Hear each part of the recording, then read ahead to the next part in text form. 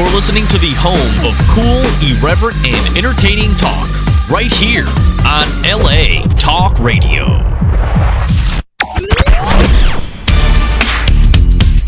You're listening to The Art of Love with your host, Lucia, right here on LA Talk Radio.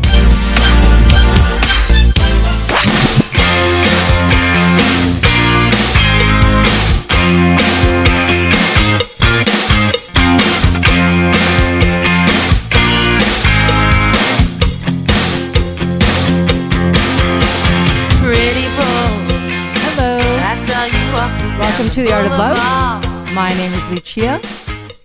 I'm your host and a dating and relationship expert, and I'm here to entertain, educate, and enlighten you about love, dating, and relationships. Take your live calls, answer your emails, speak to authors of books which I find interesting, and today I actually have a celebrity on.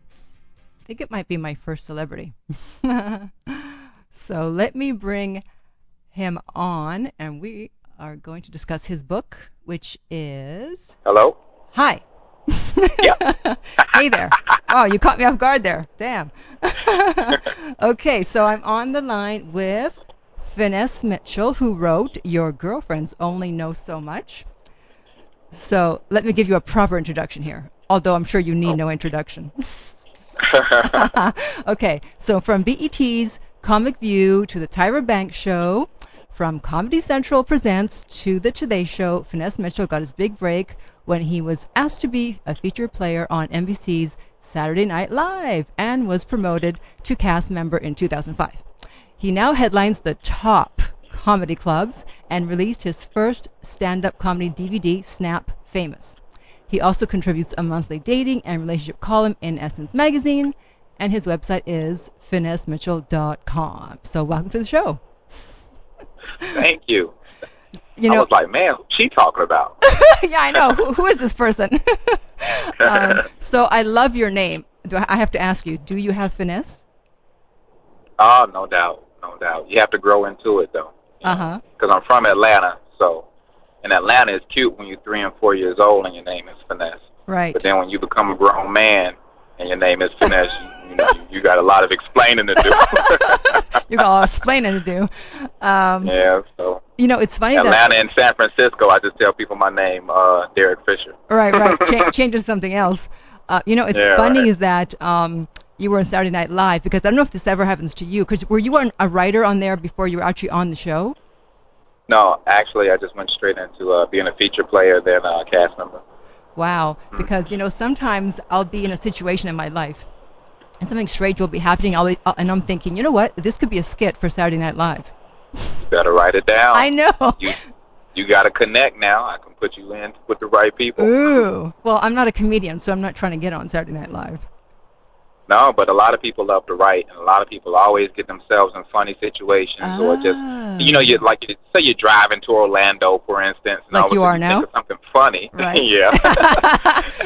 And you think of something funny, you're like, oh, that would be a perfect sketch. So, okay. But yeah, I've tried to hook up a couple of my friends like that.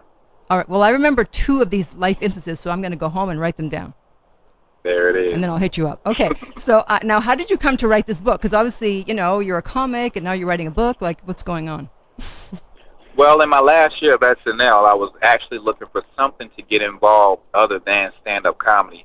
And I was doing so much writing on the show that it was just by fate, Lucia. When I tell you, 2 of my friends approached me from Essence magazine and asked me would I be interested in, you know, being a contributor for a one-time column, a one-time piece they were doing, giving women relationship advice. They wanted a couple of bachelors, like me and Tyrese and some other guys, and we were all gonna, you know, all the hot guys, write a we were gonna all write a collective piece. And when they got my answers, they decided to just go with my answers to the questions. And next thing I know, they asked me 2 months later, would I like to do it again? And I said okay. And then they took me to dinner after that. And then they asked me if I wanted my own column. So while I'm out touring and, you know, just doing shows, I guess the column was doing well, you know, for the magazine. And they came out they asked me out to dinner in New York, and they just started grilling me all these different questions just to see if these answers were coming from me. Right. And then after that, they asked me if I wanted my own column. So the column, after a year into the column led to the book deal. Mm-hmm. Because a book agent out of New York was a fan of the column, and she asked me would I be interested in writing a book, sort of along the lines of she's not that into you, or he's just not that into you. Yeah. Sort of like a urban version of it, and I was like, sure, and then that's how everything happened. We sent out the proposal. All the publishers were very interested, and we signed with Simon & Schuster. Wow. Well, good for you. I mean, damn, I've had a column for 5 years. Nobody asked me to write a book. People ask me all the time, how did you get your book deal? How do you get a book deal? And honestly, I'm coming from one of those angles where, I really don't know what I did. Right.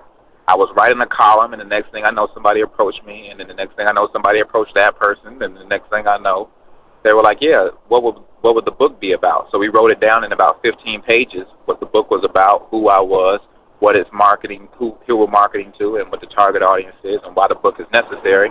And next thing I know, everybody wanted to publish the book. Wow. Then the hard part came to write it. Yes. Write it. I know. I'm actually writing a book proposal myself now. It's on cougars because I specialize in cougar relationships. Okay. And I hate writing the proposal, so I can imagine what writing the book is going to be like. Courtney Cox has a new sitcom called Cougars. Yes, Cougar Town. Cougar Town, yeah. That's right. That seems like a hot thing right now. I know.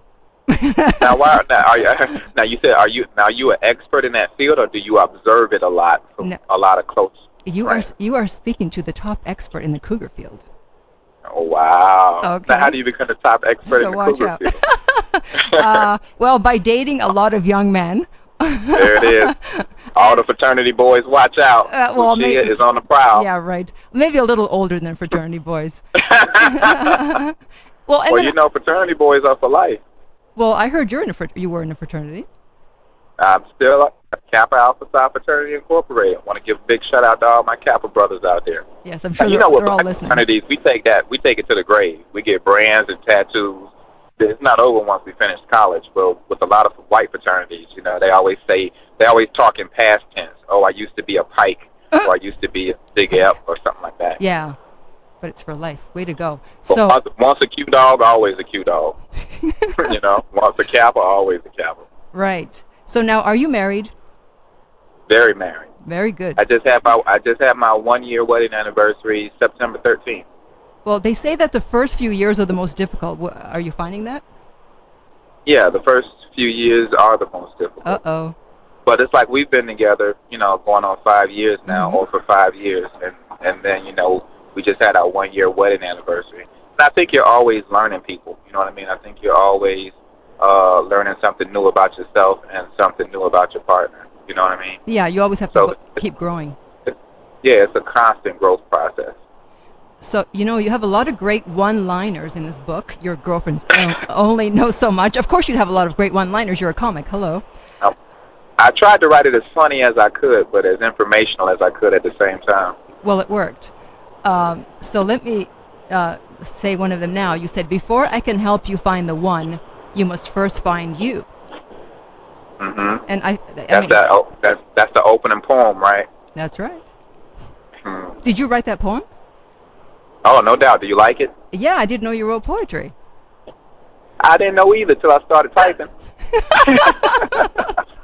I figured that would be a cool way to, break the ice, Yeah, but I believe, and I definitely believe that's important. That people try to find some sort of,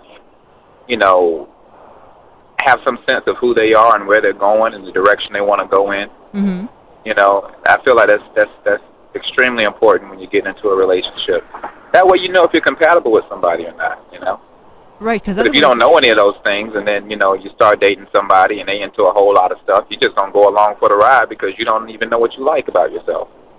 I know, and a lot of people are going along for the ride, unfortunately. A lot of people wake up 2 years, 3 years later, and I'm like, do I even like you?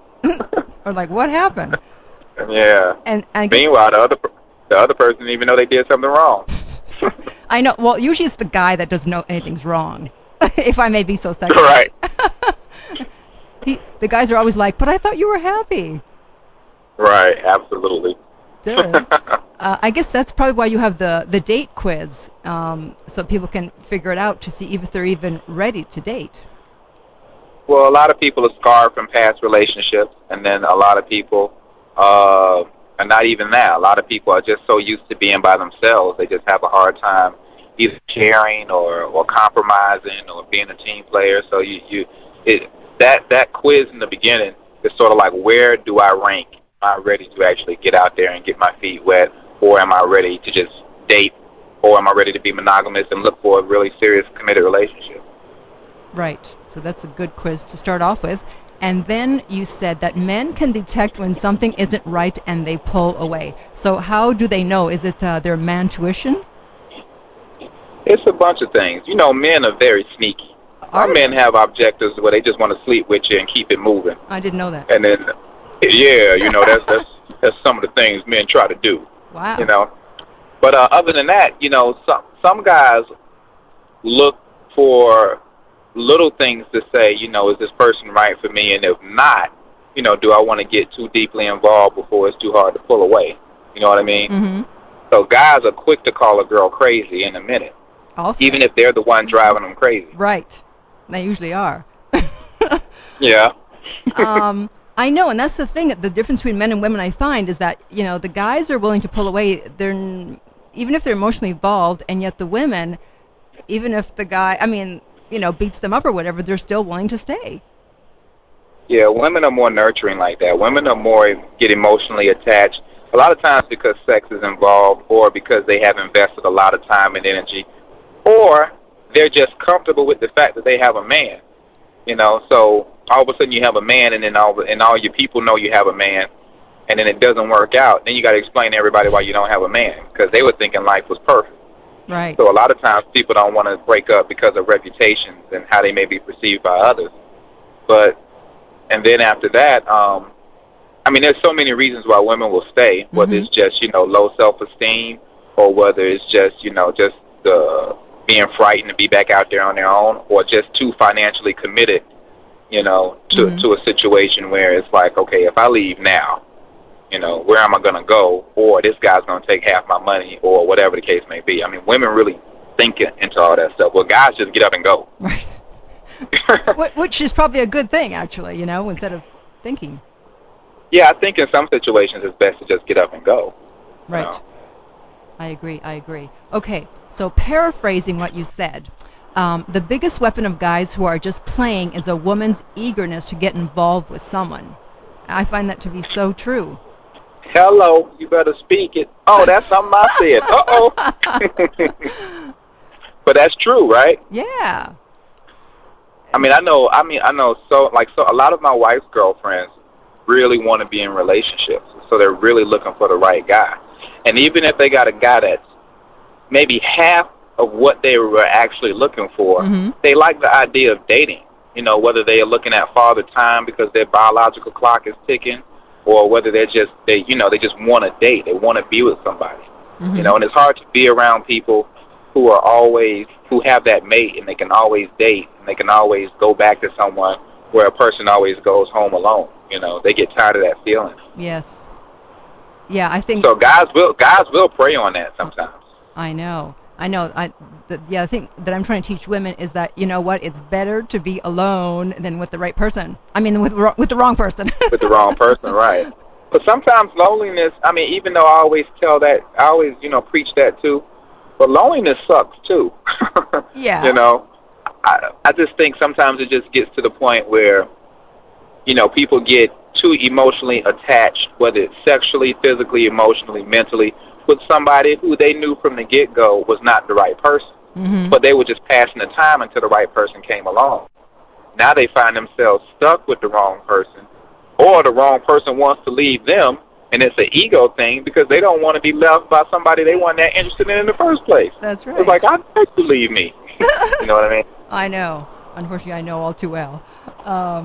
Okay, and then in terms of what men are looking for, you said, okay, they're looking for a woman they're attracted to, motivated by, and who provides nourishment. So what do you mean by nourishment?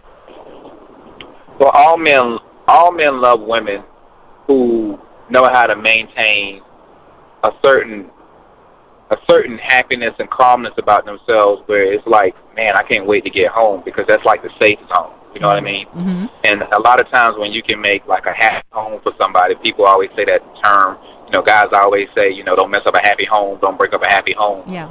You know, that stress-free living is a lot when you go out there and you get beat up on the job, or you get, you know, backstabbed by some friends, or, you know, your relatives are stressing you out. Sometimes you just want to be able to sit in your own home, and a person knows exactly what you're thinking. They know exactly what you want to eat. They know exactly how you're feeling. They know when to say what joke.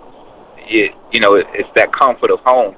And a lot of women, they just are really great at just providing that atmosphere where guys are always coming home, you know, mm-hmm. versus guys just, you know, they're here 1 minute and then they're moving on to the next relationship because they can't find that peace of mind.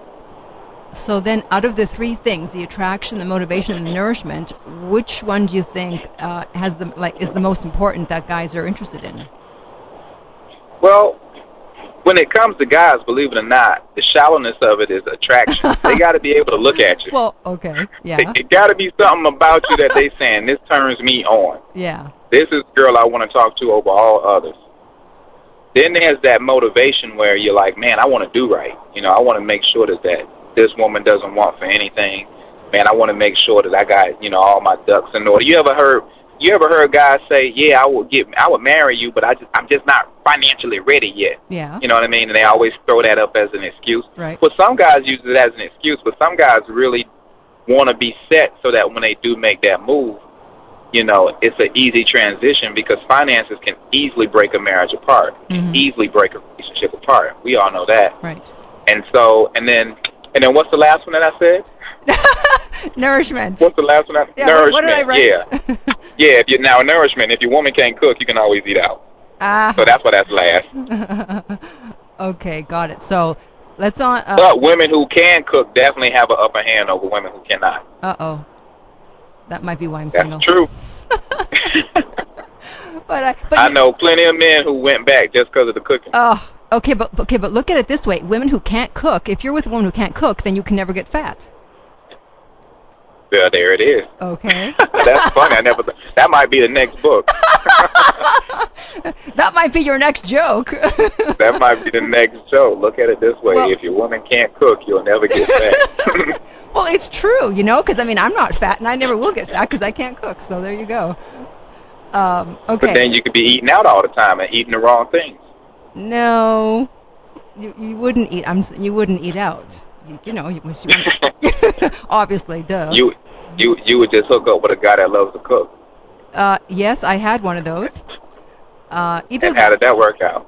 Well, he wanted to marry me. And I didn't want to because I wasn't ready. Because he was too old, right? He was your age. You wanted a youngster. No. This is actually I was in my 20s, and he was actually 8 years older. Oh, okay. So, but I wasn't ready. Right, I hear you. Yeah. You sound like one of those career women who really wanted to get her thing off the ground first before she hooked up with a guy. Now, what makes you say that?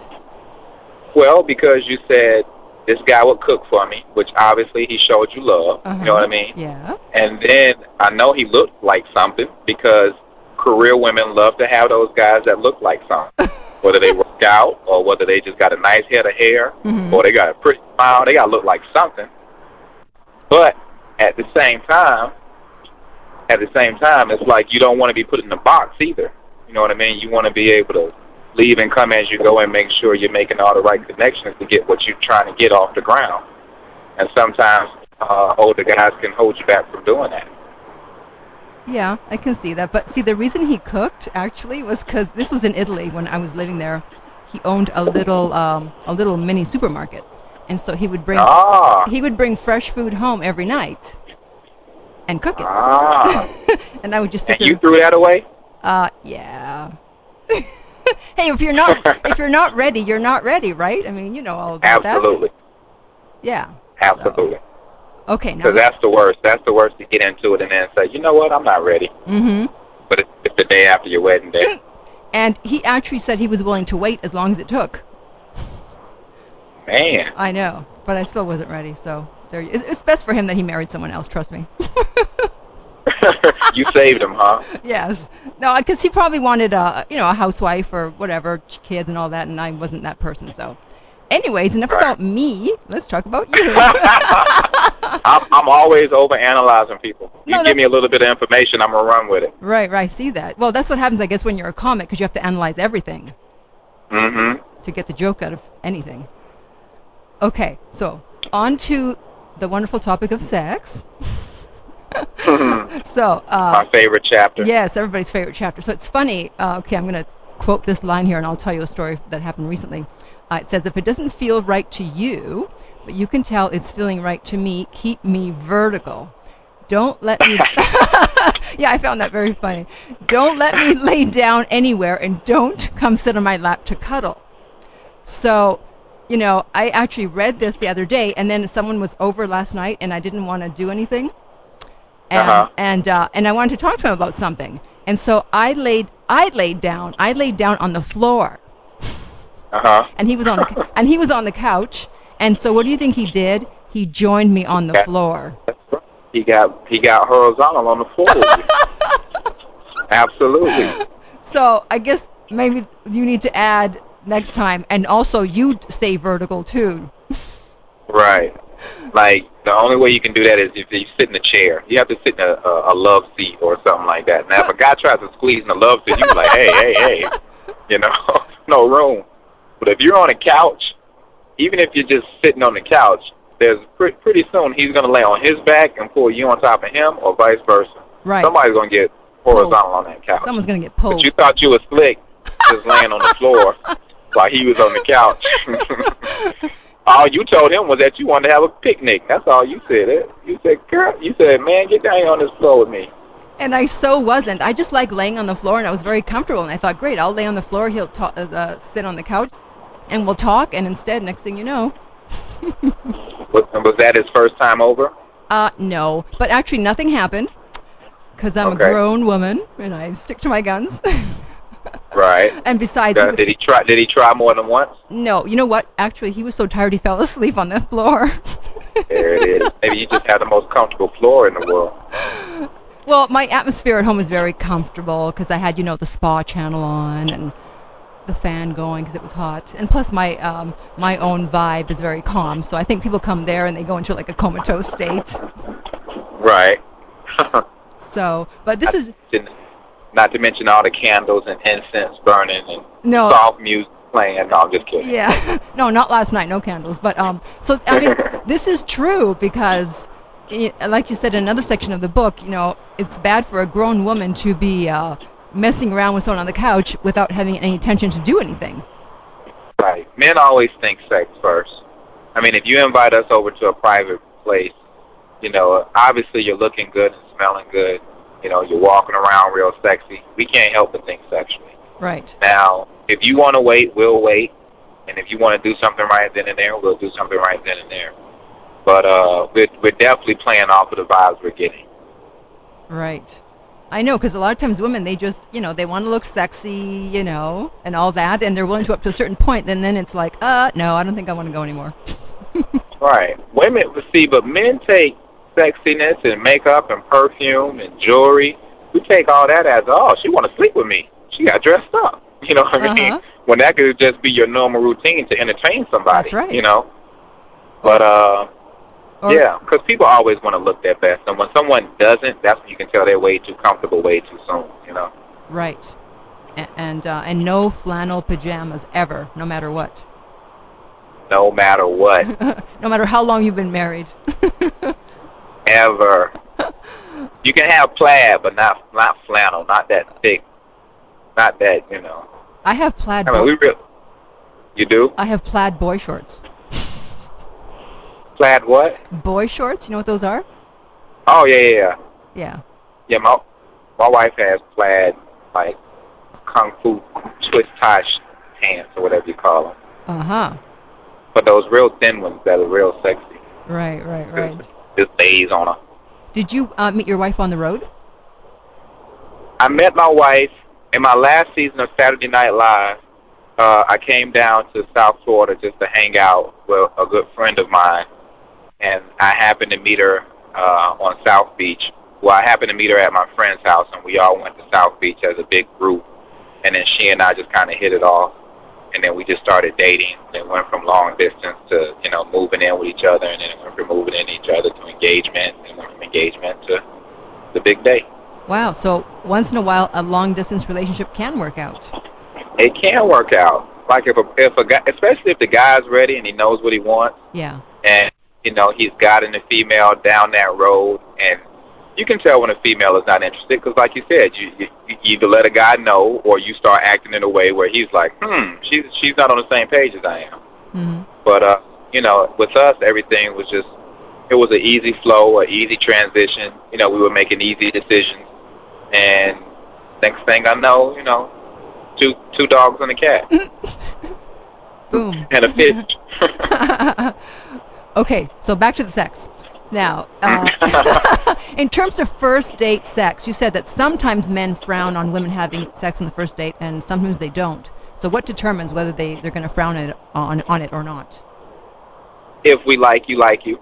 Ah. Because we could like you, but we just want to have sex. Right. We like you, like, yeah, I'll have sex with her. Or you hear guys say, oh, yeah, I hit that. Mm-hmm. Or we like, man, this can be my lady. So if we already look at you like this can be my lady, it doesn't matter when we have sex. So we can have it on the first date, we can have it a week later, a month later. So then but if we're having it more than 2 or 3 months later, most guys are still having sex until we decide that we are monogamous. Mm-hmm.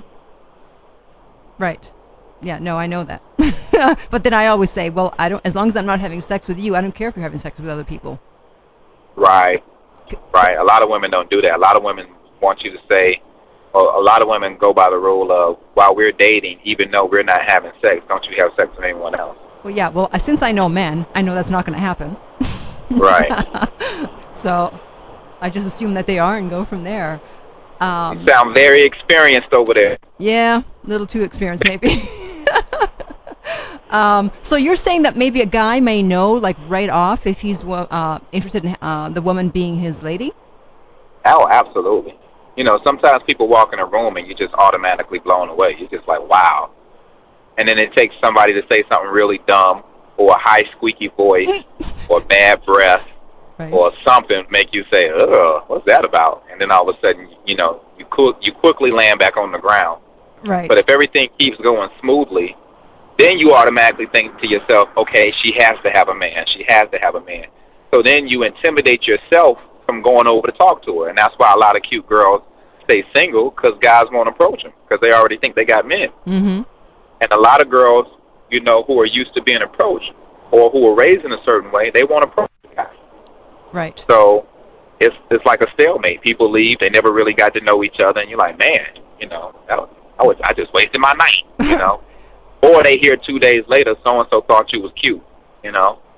And then you have to play the whole game of, well, why didn't he say something, blah, blah, blah, you know. Right. Yeah, that's why. But absolutely, we would definitely know. We see somebody and we're like, wow, she could be the one. Well, yeah, that's why I tell women, even if you don't want to approach someone, at least smile and give them a signal, let them know you're interested. Absolutely. Chapter 2. Got to have a smile on your face if you're trying to meet. You got to be approachable, you know. You know, you got to look like you want to be approached, or at least you're having a good time. Because if you look like you're pissed off, then somebody's going to be like, all right, I'm going to let somebody else go over there and try to talk to her first, you know. And because you're just sending out bad vibes. Yeah, and also you have to stay off the phone, because a lot of people, if they're by themselves, they're talking on the phone because they don't want to be walking around by themselves, and then no one can approach them. Absolutely. People do that all the time, and that's definitely the biggest club. That's like club, what do you call it? Club behavior, but it's not, the behavior isn't the word, but that's the thing to do in the club. You get in the club, you get around all your friends, but you stare at your phone and text message all day. Right. You sit up on couches just looking down, texting somebody who's not there, ignoring the people who are there. Yeah, I know. So stop that. Okay. So you also say, and by the way, can you tell I read the book? Oh, yeah, I'm so happy that you read the book. Hey. It's a great book, though, right? Absolutely. I mean, I figure if I'm going to interview you, I might as well read the book. Okay, so why should a woman never tell a man she set a time limit as to when she will sleep with him? Because then he will wait that time limit out. Will they and all? something like that should definitely be spontaneous. You know what I mean? Mm-hmm. Because then when you put a certain firm date on it, Yeah. then either the guy is going to play you until he gets to that date, Right. or it's too much pressure, leading up to that date. Right. The big date is coming. Yeah, the big date is coming. It has to be perfect. And I don't think, the best sex happens that way. I think the best sex happens spontaneously. Mm-hmm.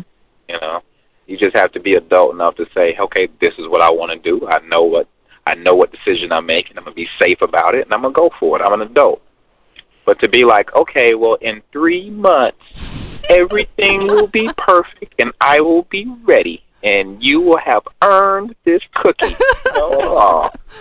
Man, going to take your cookie and run. Well, not if he's interested. Yeah, not if he's interested, you're right. But, it's just a bad idea to do that, because now you got a guy focused on one thing, and he should just be focused on you. Yeah. Not having sex with you. You know what I mean? Right. Or I say, if you do have the 3-month rule, then don't say it, and that way he doesn't know you have the 3-month rule, and maybe by the first or second month he'll drop off. Absolutely. Because you could change your mind. Right.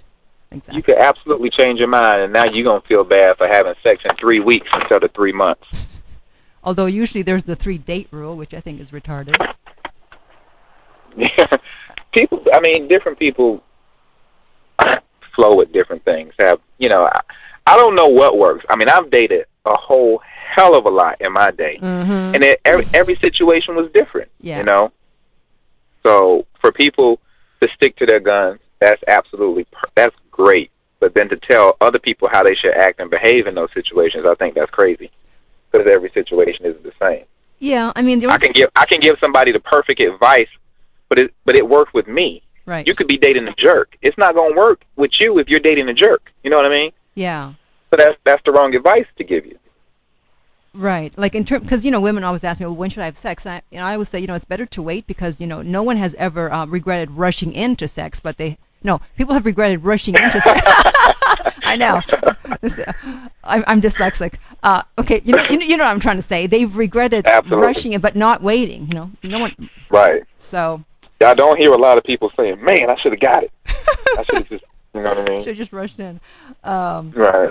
Okay, and also I thought this was funny that you say that guys will start introducing you to other people as their girl and wait for you to either correct him or confirm it. Right. Absolutely. Because sometimes it's a very awkward moment. Back in grade school, it was easy. Right. But now as an adult, who says, "Are you my girlfriend?" Who says that? Who says, "Do you want to go with me? You want to go with me?" Remember that back in the day? Yeah, you want to go with me? Yeah. And then the smart aleck girls would always say, "Go where?"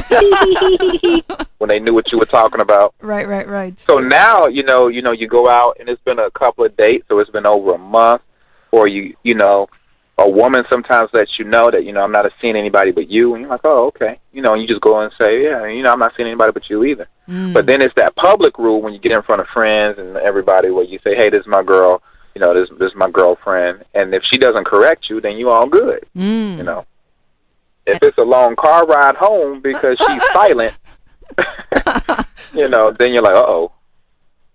Yeah, or because a lot of times you get back alone, or you get in the car and girls say, "So we boyfriend and girlfriend now, huh?" Right.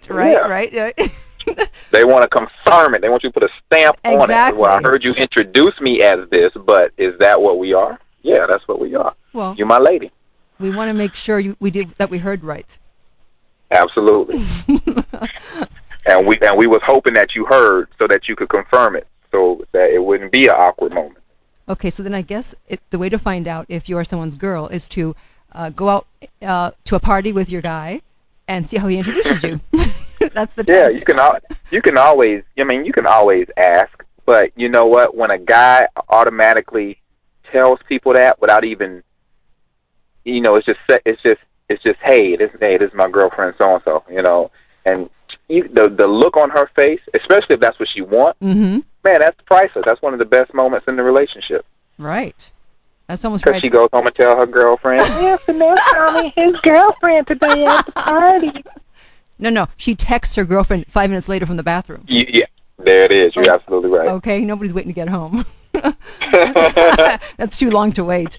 You also, okay, and then in terms of monogamy, you said that men don't have a clue as to when they're ready. They just wake up one day and say, will you be my girl? I mean, is that true? They just wake up one day and know? Well, it happens one of two ways. Men can get busted dating somebody else that they're not in love with, but they're still sexing, and all of a sudden it's like, you got to choose, or, you can't have me and all these other people. So then the dude is like, oh, okay, well, yeah, now I got to be monogamous because I don't want to lose this girl. I'm crazy about her. Mm-hmm. Or we just wake up one day and we're so focused, like, from the day we met you, everything just went so smoothly that we're like, I'm not even focused on any other girls. I didn't have nobody on the bench, so it's not like I got to cut anybody loose anyway. But that's that. And then the third way is just, you just start streaming people out. Mm. You don't get busted. It's not that you're dating people. You are dating people, but you just stop calling people. Right. You stop calling people you used to mess with. And that's a very hard thing for some girls to be like, how come you don't call me no more? Well, I heard you got a girlfriend now. They'd be the last to know. Because no guy's like, hey, I got a girlfriend, so I can't have sex with you anymore. We just stop calling. Right. And I've always noticed it's cool for women to stop calling guys, but if a guy stops calling a girl, we're jerks. Yeah, but also what I've noticed is even if a guy stops calling, eventually he calls again. Eventually. Uh-huh. And then he always says, hey, stranger, how come you ain't been calling me? Right, that old line. we always switch it. Yeah, exactly. Which takes me to my next question, which is, what are some signs of a player? I'm sure you know. Just inconsistency. Uh-huh. Inconsistency and a whole bunch of different types of stories. Mm. I mean, this guy has a story or an excuse for everything. Then when you go out in public to a social place, watch his eyes and watch the way he connects with other people or he tries to interact with other women. Mm-hmm. There's flirty and then there's just over the top. Right. The same way with women. You take a girl out and she's always going to the bathroom every 5 minutes. She's always saying, I'll be right back, I'll be right back. No, she's walking the room. She is working that room. What? She is letting other people know that, he could be my guy, but I could just be here he could just be my friend. Mm-hmm. Oh. So those are the top two ways to people's interaction in a social environment with other people, or just somebody that just is always inconsistent. You can't get them to nail down something that you need to know specifically. Mm-hmm. How do you feel about me? You all right? What you mean I'm all right? What that mean? You cool? What you mean I'm cool? Right. And what about he doesn't want to say the words you my girl, you the one I want to be with. Yeah. And what about like in terms of telling if a guy is lying? Do you think if a guy tells an elaborate story, he's more likely to be lying?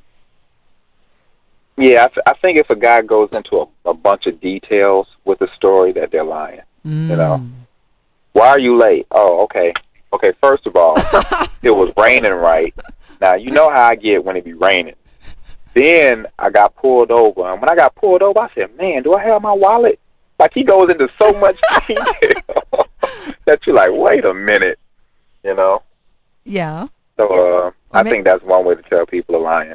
Or if they just totally avoid the question. They have talked to you for 20 minutes, and they have not answered that one question you keep asking them. Yeah, except the only thing with telling a long story with a lie is that some guys, they're actually big talkers. They actually love to talk and talk and talk. So you got to know which guy you're with. Absolutely. Whether it's I'm a combination of both. Oh, are you? So you only lie half the time? Yeah, like if I'm lying, then you're going to get an earful. Oh, okay. All right. Good to know. All right. So now another one of your one-liners is, he should have learned to swim before he hooked up with you. Should have learned to swim. Do you remember that line? Towards the back of the book. In terms of he should have had his act together. Oh, okay. There it is. Yes, absolutely. Yes, I do remember that. Yeah, I know. I'm sorry to put you on the spot there. I know you write stuff, then you totally forget that you write it. Yeah, I do a column, so it's like you read 5 questions, you answer 2, they pick those. Essence magazine will pick the 2 they want. Uh-huh. So I'm always trying to be witty and funny and use metaphors and similes and onomatopoeias and all that. trying to write something to be clever. Right. But I think that was in reference to just what people that he should have learned this.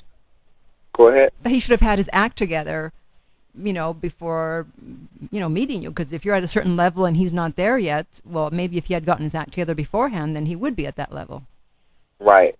Like taking people, like once it gets that serious and the water gets like that deep, he should have known better than to take himself out there anyway, if he can't swim. Right. And vice versa. Especially when something is actually going down a certain road and you see it going down that road, but you don't have the courage to stop it. Right. Okay. And on to the next one-liner. Don't try to work it out. Walk it out.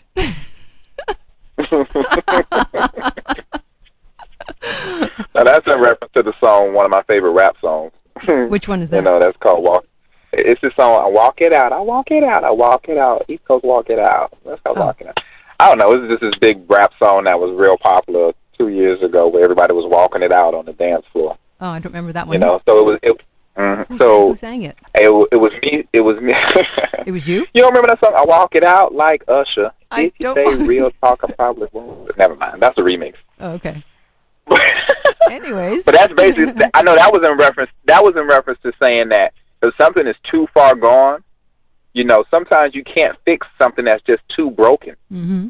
So instead of working it out, walk it out, meaning walk away. Right.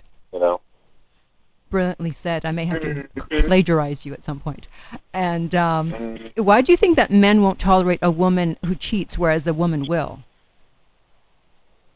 Because women are just more forgiving. Whereas men, it's such an ego thing. Yeah. I mean, a woman that cheats on a guy is such a slut. Oh, my God. Oh, because you think, so nasty. Because you think you're so great in bed, it's like, how dare she have sex with someone else? The man is just so great, period. Like, why would you want to sleep with somebody else? Exactly. And then lie about it. Ugh, so slutty. Okay, and then the final one-liner, and this is a really good one. Just as there are men that are nothing but dogs, there are women who pride themselves as dog catchers. There's a lot of dog catchers around, unfortunately. Lot. Because you know what? You got a good-looking guy. He got nice wavy hair. He has the dimples, cologne, shirt halfway unbuttoned. And he's not even doing it in a Euro trashy type of way. He's just a real smooth brother. Mm-hmm. But you can tell this guy dates everybody in the state of California and New York. You can tell. Mm-hmm. This guy's just bi-coastal.